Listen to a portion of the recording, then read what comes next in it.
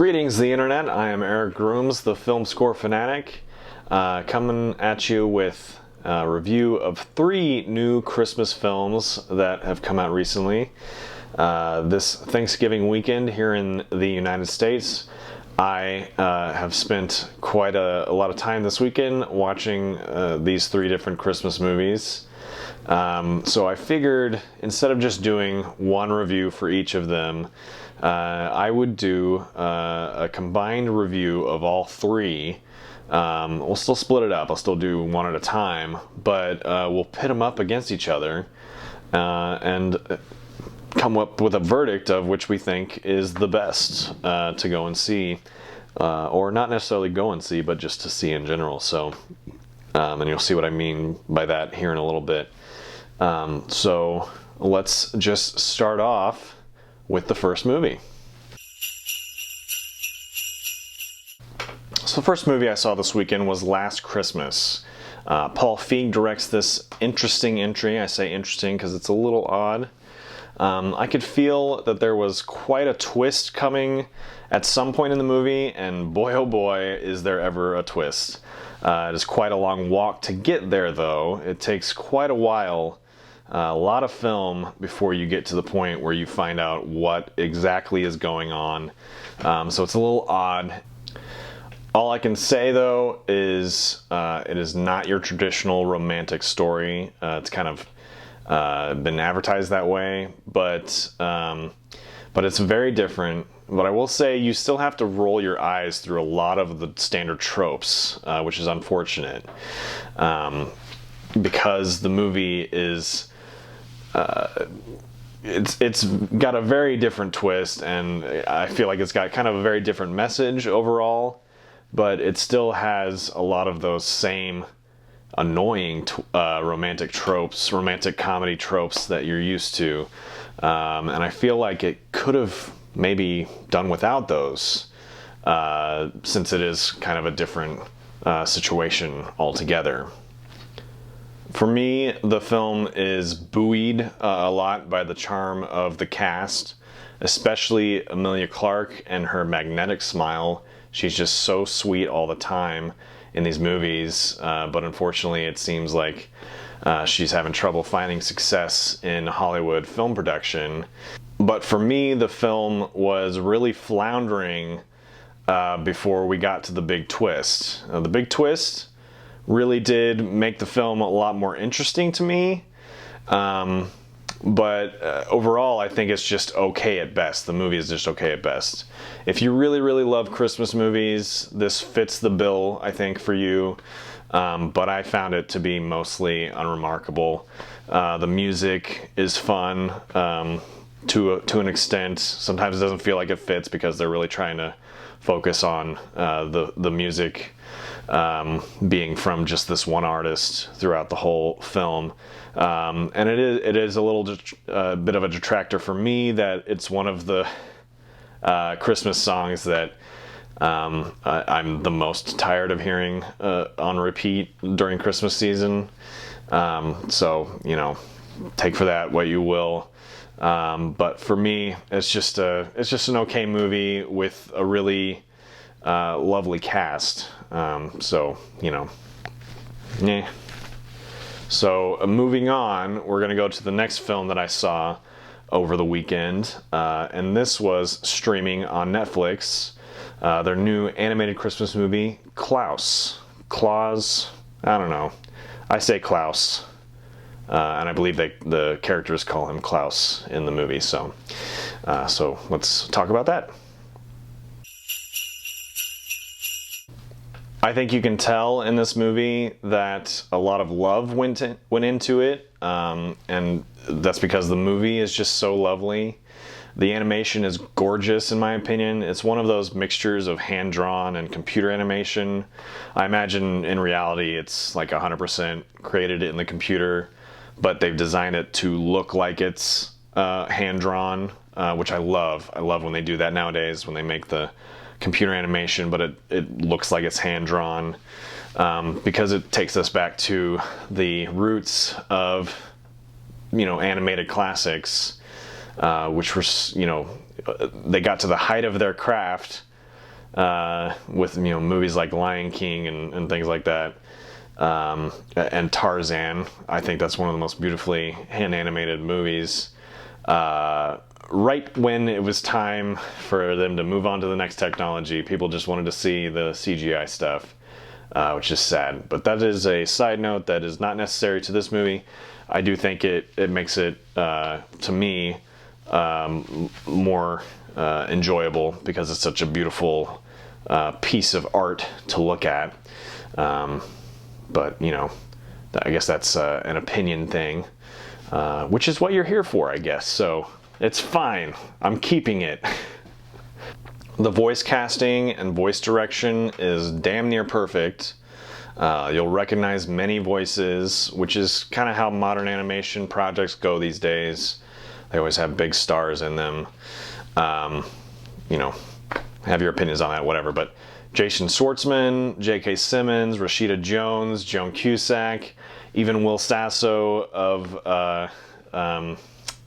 Mad TV fame and Norm Macdonald of SNL fame are all here to entertain at every turn. I really enjoyed all of their performances, especially Jason Schwartzman. I think he has he's perfect for the role that he's playing. He really has a knack of kind of characterizing somebody who you simultaneously are endeared to, but also kind of are annoyed by, I guess. So, I don't want to go into too much detail on every character and every actor that plays the character.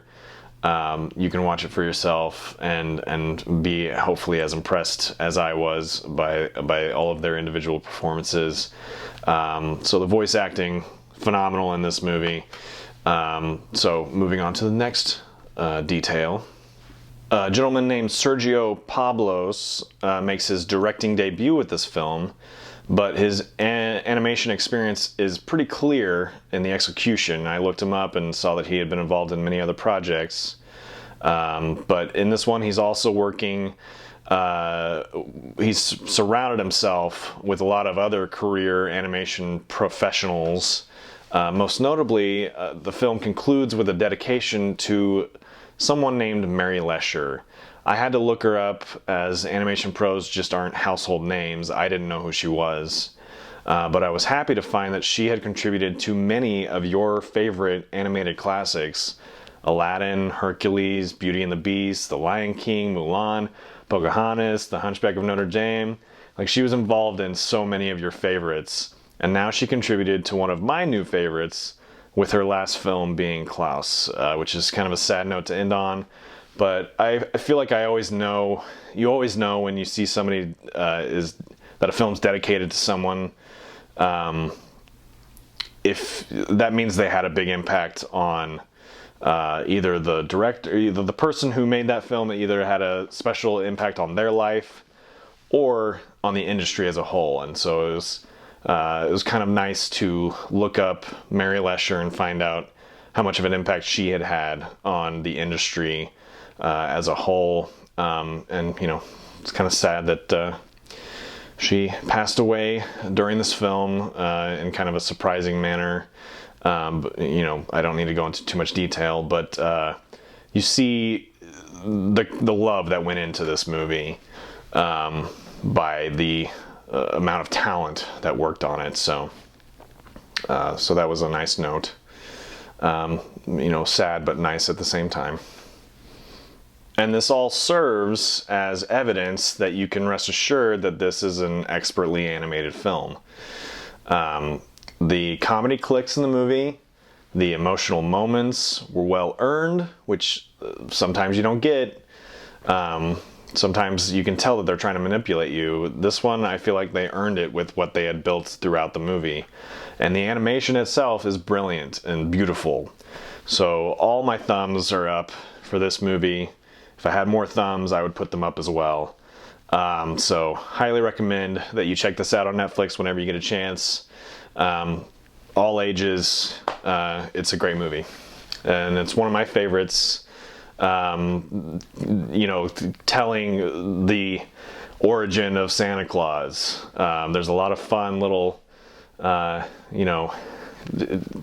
there's no truth to it, I'm sure, but there's a lot of little fun, like, oh, so that's how that became a thing, and that's how that became a thing. But in a clever way where it's not like just being annoying, hitting you over the head with all the famous Christmassy references or whatever. So yeah, that one's great. Next, we're gonna move on to the Disney Plus's entry into the Christmas season for 2019, and that is Noelle. To be blunt, right off the bat, I found this movie to be one step up from a made-for-TV movie. It's got high production value with a fun cast. Anna Kendrick is charming as she always is, as the titular Noelle. But for the most part, the movie is kitschy as it can be, like kitschy with a capital K, which I personally don't find that charming. There was a lot of, what I said about Klaus, where it makes references to things that we know about Christmas in a clever way. This movie was not clever about it. It's pretty annoying how they are just trying to beat you over the head with Christmassy references throughout the movie. This is one where it's very highly saccharine, trying to be sweet but too sweet to where it's not good anymore. And the dialogue is super cheesy, and that goes back to what I was saying about all the really over-the-top references to Christmas stuff. But additionally, on a filmmaking standpoint, it's way too oversaturated, which works well in some locations on the film where, the colors really pop and everything like that. But once the story takes us to a new location in the movie, which I won't give away, it becomes overwhelming. Like it hurts almost to keep watching. I was this close to like going and changing the settings on my television to bring the saturation down, because it was too much. And that's where, to me, it kind of straddles the line between being like, what I would call like a real, film production to being like Disney TV film production. So I don't think that was handled very well. So overall, there's some moments that are fun. I'm not going to spoil anything by saying, what those moments were. But for the most part, it was too cheesy, too colorful, which is such a weird thing to say. But I think if you watch it, you'll understand what I'm saying. And kind of a misfire. I think it was a bit of a misfire. So I would not recommend this one. I'm sure it'll be fine to just click it on if you're just trying to distract some kids around the house for holidays or whatever. But if you're an adult trying to enjoy a film, this is not going to be one I think that you'll enjoy. So there's the third film that I've seen. So let's move on to the verdict overall.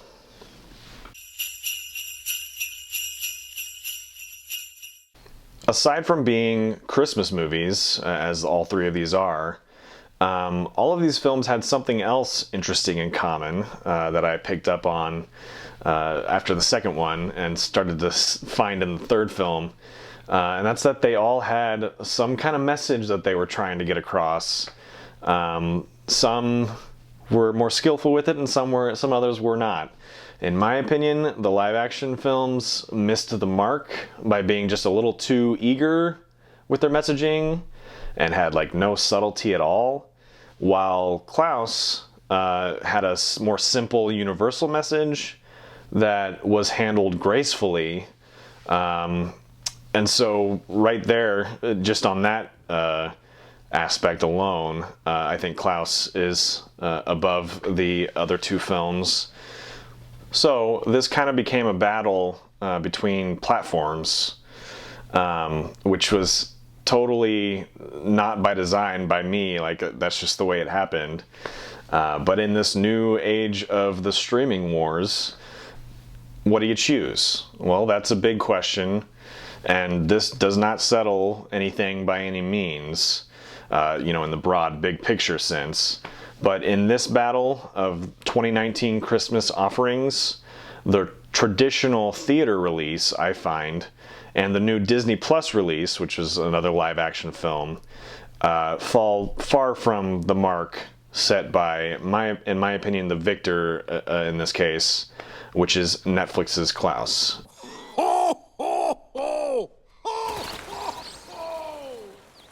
Wait, time out, really?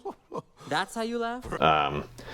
I will say, overall, I would recommend that you definitely, hands down, see Klaus on Netflix. It's an excellent film. If you really love Christmas movies, and you're curious, if you're really curious about the big twist that happens in Last Christmas, you can go see that in the theater. But I don't think it's necessary. I think it's just an okay movie. It's nothing special. So, not worth a $12 ticket or, whatever your ticket price is where you are. These are dark times. And then Noelle, while there's a lot of great things on Disney Plus, I do not believe that is one of them. Again, if you really love Christmas movies and you see all the Christmas movies, sure, go ahead and see it, but expect it to be on the same level as like a made-for-TV, like Hallmark Christmas movie or something like that. Not great. There's nothing wrong with that. Don't drink that. That's awful. So yeah, for me, number 1 is Klaus, number 2 is Last Christmas, and number 3, by far, easily, is Noelle. So that is my rundown of the new Christmas movies. Did I miss any? Are there other Christmas movies that have come out recently that I didn't think about? I don't have access to cable, so I'm not watching any of those Hallmark Christmas movies. And believe me, I'm sure they are hot garbage for the most part. No offense, I know some people love it, and you do you love what you love, but most of those movies are a dime a dozen, and I will not apologize for saying that. But are you going to see these movies? If you have, what did you think? Let me know in the comments below. And hopefully you agree with me. If you don't, fine. Tell me in the comments. Basically what I'm saying is comment. Say something down in the comments down below. Yeah, I hope you have enjoyed this little rundown of recent Christmas movies. And if you like what you saw, give it a like and subscribe. So that you can get more of my thoughts and opinions on film and television. And I'd appreciate any and all feedback I get from you guys. So I have been Eric Grooms, the Film Score Fanatic, and now that we've passed Thanksgiving, let's move straight on to Christmas time. I hope you are having a good Christmas season, and I will see you on the next review. Merry Christmas!